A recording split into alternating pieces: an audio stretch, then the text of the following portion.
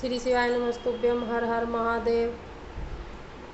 ए भोलेनाथ, अगर शिव महापुराण पढ़ते हुए मुझसे कोई गलती या त्रुटि हो जाए तो मुझे क्षमा करना। दोस्तों, आज हम प्रथम खंड के 16वें अध्याय का आनंद लेंगे। श्री शिवाय नमस्तुभ्यम। हर हर महादेव।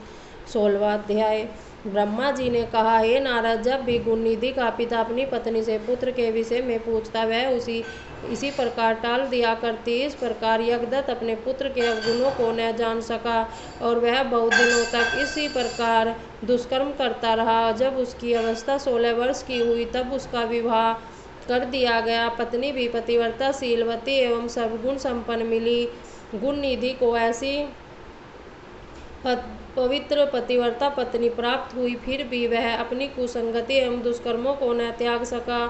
उसकी माता सदैव सदुपदेश देती तथा भिन्न भिन्न प्रकार की कथाओं द्वारा उत्तमोत्तम दृष्टांत देती हुई कहती, हे गुणनिधि,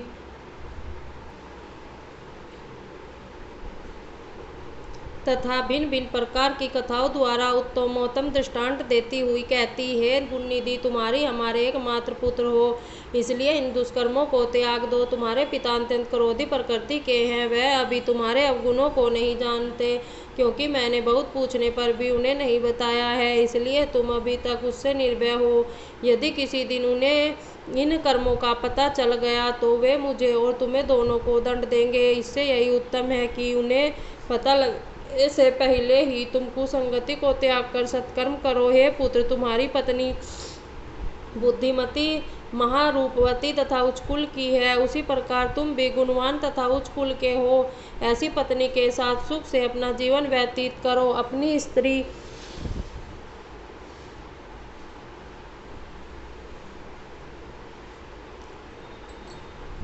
का त्याग करना महापाप है। तुम पिता के धर्म पर चलो, नहीं तो सारा संसार तुमको बुरी दृष्टि से देखेगा। तुम मुझको तथा अपने पिता को क्यों लज्जित करते हो? तुम अन्य घरों के लड़कों को तो देखो, वे नित्य वेद पाठ करते हैं। जब यहाँ के राजा को तुम्हारे अवगुणों के विषय में ज्ञात होगा तो वह तुम्हारे पिता से अप्रसन्न होकर उनका मासिक शुल्क देना बंद कर देंगे। अभी तो लोग यह कहकर टाल देते हैं कि तुम यह अवगुण के कर्म लड़कपन के कारण करते हो, परंतु अवस्था बढ़ जाने पर सब लोग तुम पर हंसेंगे तथा व्यंगपूर्ण तानों से कहेंगे कि अब तुम्हारा कुल अति पवित्र हुआ। वे तुम्हारे पिता की ही निंदा करेंगे और इन्हीं सब कारणों से तुम्हारे पिता नरकगामी होंगे। सब लोग इसका दोषी मुझे ही को ठहरावेंगे। वे कहेंगे कि इसी ने पाप कर्म से गर्भ धारण कर ऐसा पुत्र उत्पन्न किया है। क्योंकि तुम्हारे पिता निष्पाप हैं, वे वेद एवं धर्मशास्त्र के ज्ञाता हैं। मैं भी अपने पति के सिवाय और किसी पुरुष को नहीं जानती हूँ तथा निष्पाप होकर गृह कार्य में संलग्न रहती हूँ, परंतु यह सब भगवान की इच्छा है कि मेरे गर्भ से तुम जैसा दुख देने वाला कुपुत्र उत्पन्न हुआ है। इस प्रकार गुणनिधि की माता ने उपदेश देती भिन्न भिन्न प्रकार से समझाती, परंतु गुणनिधि पर उसका कोई प्रभाव नहीं पड़ता था। ब्रह्मा जी बोले, हे नारद, गुणनिधि को यदि मेरे समान कोई भी और गुरु मिलता तो भी उस मूर्ख के मन में बुद्धि उत्पन्न न होती। गुणनिधि की माता उपदेश करते करते थक गई, परंतु गुणनिधि पर कोई प्रभाव नहीं पड़ा। वह सदैव जुआ खेलता, चोरी करता, मदपान करता और वेश्याओं के साथ भोग करने में अपना समय व्यतीत करता था। इस प्रकार उसने कुछ ही दिनों में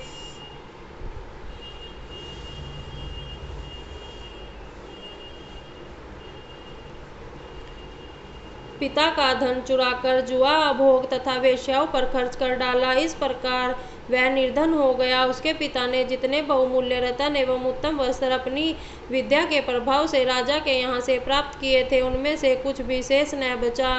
तब एक दिन गुणनिधि ने अपनी माता को पूरी तरह निद्रा में लिप्त देखकर उसके हाथ में से अंगूठी उतार ली और उसको जुआरियों के साथ दांव पर लगा दिया।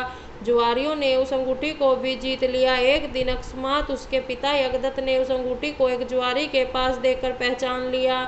उन्होंने उस पुरुष को एकांत में ले जाकर पूछा कि तुमने यह अंगूठी कहाँ से प्राप्त की? उस जुआरी ने उत्तर दिया, यह अंगूठी तथा इसी प्रकार के अनेक अंगूठियां मेरे पिता के घर में है। जान पड़ता है प्रायः धन देकर तुम ललचाते हो। भला तुमने ऐसी चतुराई किससे सीखी है?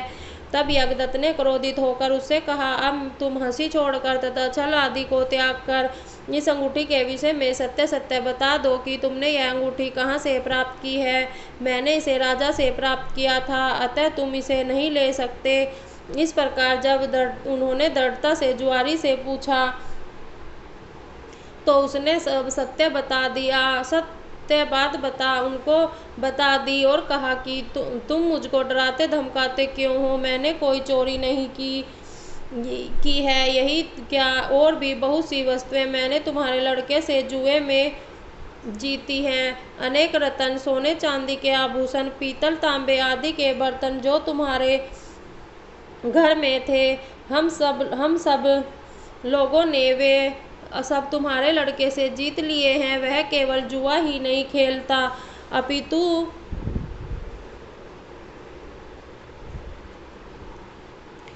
चोरी तथा वेश्यागमन भी करता है। जुआरी के ऐसे वचन सुनकर यज्ञदत्त को बहुत आश्चर्य हुआ। वह कपड़े से अपना मुंह लपेटकर शोक से रुदन करते हुए अपने घर आए तथा स्त्री से बोले, गुणनिधि कहाँ है तथा मेरी अंगूठी कहाँ है। उनकी स्त्री ने यह सुनकर भयभीत हो बड़ी चतुराई से उत्तर दिया, इस समय मैं अनेक कार्यों में व्यस्त हूँ, तुम्हारा भी यह पूजन करने का समय है।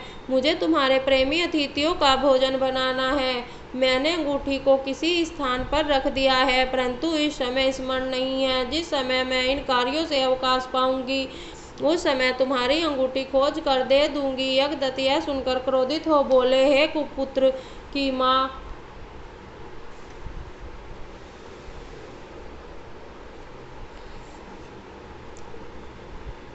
छल वार्ता में चतुर, मैंने जिस दिन भी तुमसे यह पूछा कि गुणनिधि कहाँ है, तभी तुमने यह उत्तर दिया कि वह अपने साथियों सहित विद्या अध्ययन के लिए पाठशाला गया है। अच्छा, यदि अंगूठी नहीं मिलती तो अन्य वस्तुएं मुझे लाकर दिखाओ।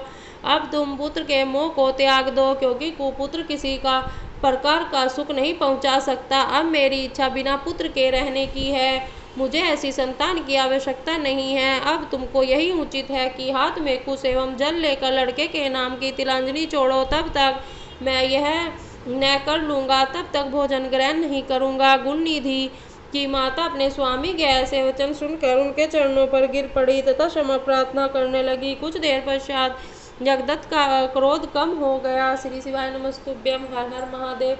दोस्तों, आज हम प्रथम खंड 16वें अध्याय का आनंद ले रहे थे। श्री शिवाय नमस्तुभ्यं। हर हर महादेव। हे भोलेनाथ, अगर शिव महापुराण पढ़ते हुए मुझसे कोई गलती या त्रुटि हो जाए तो मुझे क्षमा करना। श्री शिवाय नमस्तुभ्यं। हर हर महादेव।